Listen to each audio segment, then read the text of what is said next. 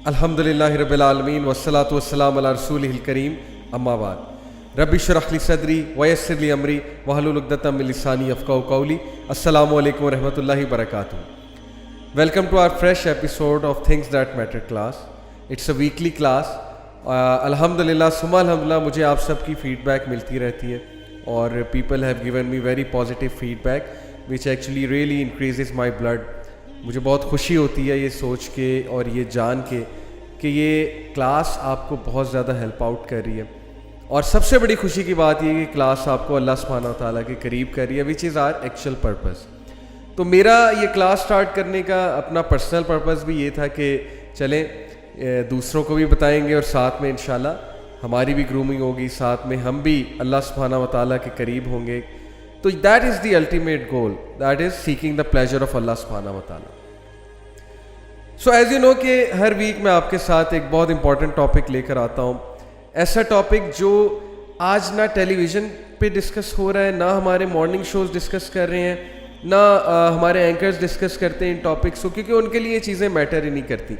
In this godless world of materialism where you know human being is judged by materialistic values, by materialistic aspects rather than moral values or rather than intrinsic values. So why not start a class like that? This was my main idea behind it. And why not talk about things जिनके बारे में कोई बात नहीं कर रहा। और मैं ये समझता हूँ कि आप सबको भी इन मौज़ूआत पे हर जगह बात करनी चाहिए, यूथ के साथ बात करनी चाहिए। मैं जब भी यूथ के साथ बैठता हूँ मेरा एक ही मैसेज होता है यूथ को, और ये क्रक्स है सारी हमारी जो दावत है, सारा जो काम है, उसका मेन क्रक्स ये है कि मैं हमेशा यूथ को ये चीज़ रिमाइंड कराता हूँ कि देखो तुम्हारे पास हर चीज़ का टाइम है। तुम क्या समझते हो कि क्या अल्लाह सुब्हानहू व तआला तुमसे सवाल नहीं करेंगे कि तुम्हारे पास हर चीज़ का टाइम था, तुम्हारे पास कुरान पढ़ने का टाइम नहीं था, तुम्हारे पास कुरान समझने का टाइम नहीं था। अब तो इतना आसान हो चुका है, सॉफ्टवेयर्स आ चुके हैं, उन पे तफसीर आ चुकी हैं, इस्लाम 360 जैसी ऐप्स आ चुकी हैं, वेबसाइट्स हैं कितनी ज़्यादा, कुरान के हवाले से तफसीर मौजूद है, बुक शॉप से मिल रही हैं, स्कॉलर्स मौजूद हैं, स्कॉलर्स समझा रहे हैं तफसीर, Quran classes are going on. क्या लगता है हमें हम बहुत सुपर स्मार्ट बनते हैं, पॉश शार्प बनते हैं, इंटर्नशिप कर ली, मेडल्स अचीव कर लिए, सर्टिफिकेट्स अचीव कर लिए, हमारे पेरेंट्स, हमारे सिबलिंग्स हम पे फ़ख्र करते हैं जी कि मेरा भाई या मेरी बहन या मेरा बेटा या मेरी बेटी या हमारे ख़ानदान का बच्चा स्कॉलरशिप ले आया, हमारे ख़ानदान का बच्चा या बच्ची जो है वो बहुत सक्सेसफुल होगी, PhD की स्कॉलरशिप आ गई या बाहर की किसी यूनिवर्सिटी की स्कॉलरशिप आ गई है और एक ऑर्गेनाइजेशन में काम किया है, वहाँ बेस्ट परफॉर्मेंस का अवार्ड लिया and things like that. I do agree कि ठीक है, अच्छी बात है, चीज़ें अचीव कर ली जो कि उनको हेल्प आउट करेंगी उनकी दुनियावी ज़िंदगी में। लेकिन बहुत कम सुनने को मिलता है कि मेरे बच्चे ने कुरान भी समझ लिया है, बच्ची ने कुरान समझ लिया है, या उसे इनकरेज किया जा रहा है इस तरफ। तो व्हाट डू यू थिंक कि हमारे पास हर चीज़ का टाइम है, हमारे पास अपनी सारी एनर्जीज इन्वेस्ट करने का टाइम है दुनियावी चीज़ों के लिए। लेकिन वो किताब जो अल्लाह सुब्हानहू व तआला ने भेजी, जो एक्चुअली फ़र्ज़ है पढ़ना और उसको समझना फ़र्ज़ है, जो हमारा सिलेबस है, जो हमारा क्राइटेरियन है, जो हमारा ज़ाब्ता हयात है, जो राह निजात है, जो हमें एक पाथवे दिखाने के लिए मशअल राह है, वो चीज़ पे कभी हमने गौर भी नहीं किया, ना हम समझना चाहते हैं, ना हमने कभी एफ़र्ट की है। तो आई थिंक कि मामला बहुत सीरियस है। You will be question, definitely you will be question.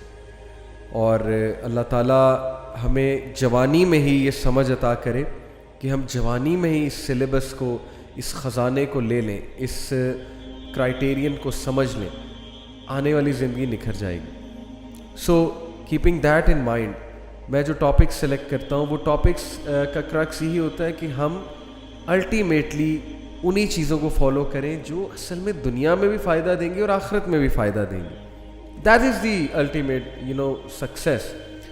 तो आज का जो टॉपिक मैं आप सबके सामने लेकर आया हूँ, that is the concept of happiness.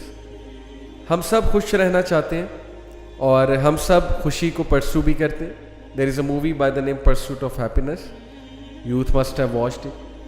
और हमारा हैप्पीनेस का कॉन्सेप्ट मुख्तलिफ लोगों का मुख्तलिफ कॉन्सेप्ट है. तो आज हम हैप्पीनेस में इसलिए बात करने लगे हैं क्योंकि थिंग्स दैट मैटर में happiness does matter a lot.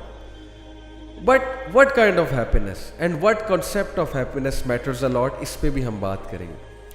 असल में समवेयर डाउन द लाइन हमने अपनी आइडेंटिटी को भुला के दूसरों को खुश करने के लिए, दूसरों के सामने एक अपनी इमेज डेवलप करने के लिए, रिप्यूट डेवलप करने के लिए कुछ ऐसा लाइफस्टाइल रखा हुआ है कि हमारे अंदर, सबके अंदर ऑलमोस्ट कॉग्निटिव डिसोनेंस चल रही है. जहनी तजब्जुब का शिकार कि करना कुछ चाहते हैं, कर कुछ रहे हैं. वैल्यूज़ कुछ और हैं, आइडियाज़ कुछ और हैं, लेकिन हरकतें कुछ और हैं. ऐसे लोगों से ताल्लुक़ बन गया, पाला पड़ गया, जिनके लिए, जिनको खुश करने के लिए हम दिन रात ऐसी हरकतें करते हैं जो हमारी वैल्यूज़ के भी ख़िलाफ़ हैं, जो हमारे लाइफस्टाइल के भी अगेंस्ट जाती हैं और जिनमें हमें खुशी भी नहीं मिलती लेकिन हम कर रहे हैं. तो रिज़ल्ट क्या है कि बहुत कम लोग ज़िंदगी में खुश हैं. मैं आपको एक बात बताता हूँ. बहुत से लोग ये सवाल करते हैं जी कि जब हम कहीं रिश्ता करने जाएं, जब हम मैरिज के लिए जाएं, तो हम अगले से क्या सवाल पूछें जिसके साथ हम रिश्ता करना चाहते हैं. लड़की है या लड़का है, लड़की वाले लड़के से क्या पूछें, लड़के वाले लड़की से क्या पूछें. तो मैं आपको एक टिप देता हूँ कि आप अपने going to be life partner से, if you want that person to be your life partner, एक सवाल पूछें. सवाल बड़ा डीप है. सवाल ये है कि आर यू हैप्पी, क्या तुम खुश हो. लेकिन सवाल को और स्पेसिफाई करें. Let's make it more specific. Are you happy with yourself, क्या तुम अपने आप से खुश हो. अब ये सवाल इतना इंपॉर्टेंट है, इतना इंपॉर्टेंट है.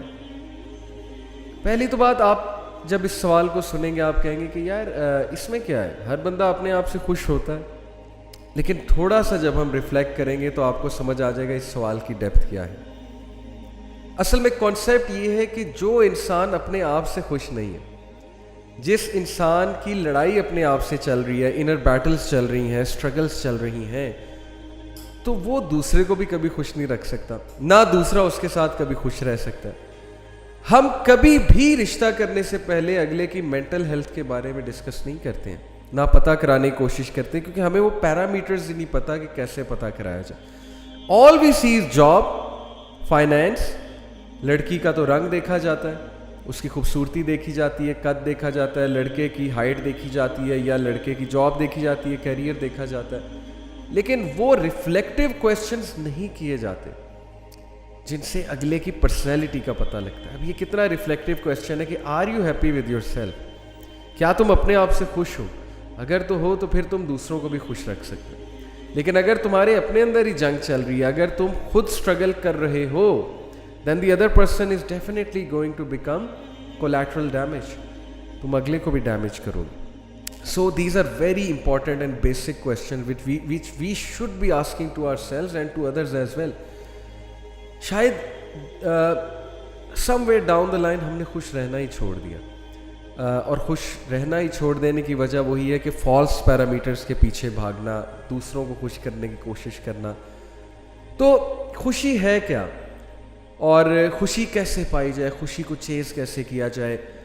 क्या ये एक मेंटल स्टेट का नाम है, क्या ये एक कैफियत का नाम है, क्या it is something materialistic, is it something which can be achieved as in के, क्या ये कोई ऐसी चीज़ है जो कि मैटर टाइप चीज़ है, या ये एक इंट्रिंसिक चीज़ है, एक इंट्रिंसिक वैल्यू है, ऐसी वैल्यू जो इंसान फील करता है. तो मैं इंशाल्लाह आज हैप्पीनेस को बहुत ही एक डिफरेंट एंगल से आप सबके साथ डिस्कस करूँगा. Because all of us need to be happy. Unless and until we are not happy with ourselves, with what's going on around us, तो फिर ना इबादत का मज़ा आएगा, ना जो है वो ज़िंदगी गुजारने का मज़ा आएगा, ना जो है वो ज़िंदगी की जिम्मेदारियाँ निभाने का मज़ा आएगा. So yes, this is something which matters a lot. So let's discuss happiness from a psychological point of view. Psychologists have actually a lot of difference of opinion with regards to the definition of happiness. कोई complete definition नहीं है psychology में, but कुछ schools of thoughts हैं, वो मैं आपसे discuss करता हूँ.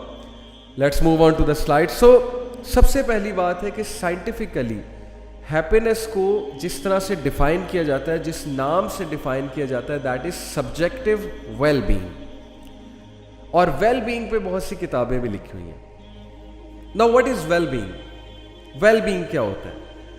Well-being is that state कि आप mentally, physically, psychologically, emotionally और अगर हम मुसलमानियत की बात करें तो spiritually, आप हर एंगल से, हर एस्पेक्ट से आप ये समझते हो कि मेरी वेल-बीइंग हो रही है. मैं अच्छी खुराक खा रहा हूँ, मेरी फिजिकल वेल-बीइंग हो रही है. I am taking good sleep, वो भी फिजिकल वेल-बीइंग हो रही है. I am completing my tasks, I am completing whatever goals I wanted to achieve. तो इसका मतलब मेरी emotional well-being भी हो रही है, मेरी psychological well-being भी हो रही है. And then I am fulfilling all the फराइज़. मैं नमाज़ें पढ़ रहा हूँ, मैं दीन को समझने की कोशिश कर रहा हूँ या कर रही हूँ, और मैं वो जिम्मेदारियाँ जो मेरे ऊपर हैं as a son, as a daughter, as a sibling, या एज अ पेरेंट, या एज अ हस्बैंड और एज अ वाइफ, तो मैं उसको निभाने की कोशिश भी कर रहा हूँ या कोशिश कर रही हूँ. तो डेफिनेटली उसमें स्पिरिचुअल वेलबींग भी है. सो साइकोलॉजी जो है वो हैप्पीनेस को एक सब्जेक्टिव वेलबींग का वर्ड देती है. It is actually the wellbeing. Moving on, एक और स्कूल ऑफ थॉट है साइकोलॉजी में जो एक्चुअली हेडोनिज्म का कायल है. Hedonism is a Greek school of thought which is the school of thought that says that happiness is seeking pleasure and avoiding suffering.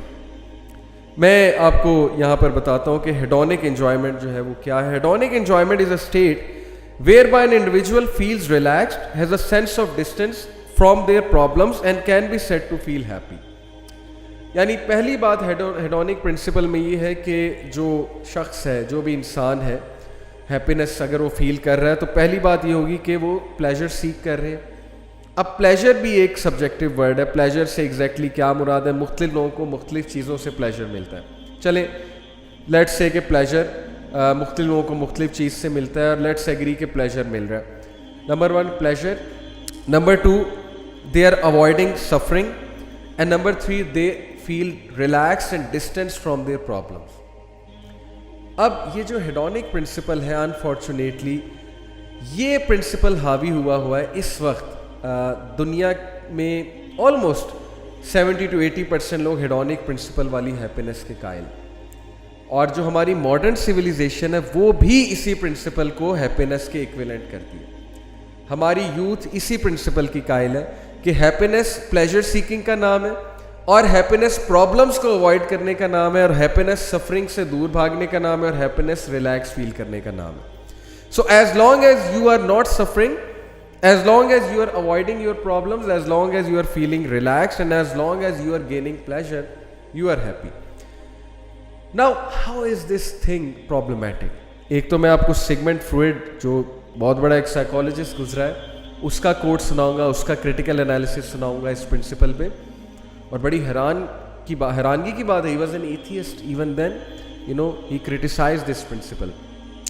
Hedonic principle का मसला ये है, इस डेफिनेशन ऑफ हैप्पीनेस का मसला ये है कि achieving such a state when you are always seeking pleasure and when you are only after pleasure and you are avoiding your problems, when you are running from your problems, and when you want to feel relax all the time, और थोड़ा सा भी stress आ जाए तो आप panic हो जाते हैं, आप स्ट्रेस में आ जाते हैं. ये क्या हो गया? मेरी हैप्पीनेस चैलेंज हो गई, मेरी खुशी चैलेंज हो गई, मैं खुश कैसे रहूँगा?